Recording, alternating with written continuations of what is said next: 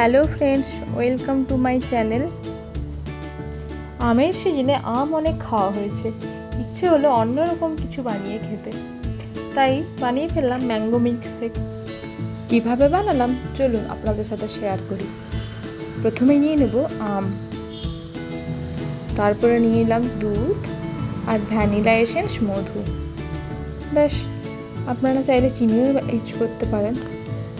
প্রথমে আম কুচি করে মিক্সিং জারের মধ্যে দিয়ে দেব।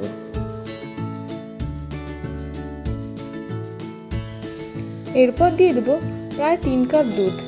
আমি একটা গোটা আম নিয়েছি, তাই 3 কাপ দুধ দিলাম।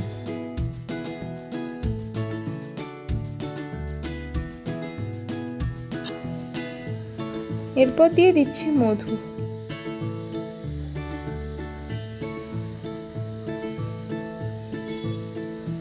দিয়ে দিচ্ছি কয়েক ফোঁটা ভ্যানিলা এসেন্স।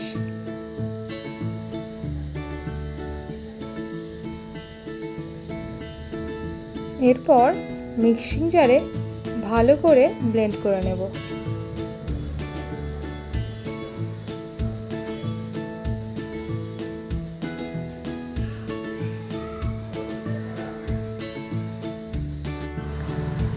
এরপর সার্ভ করে নিলাম।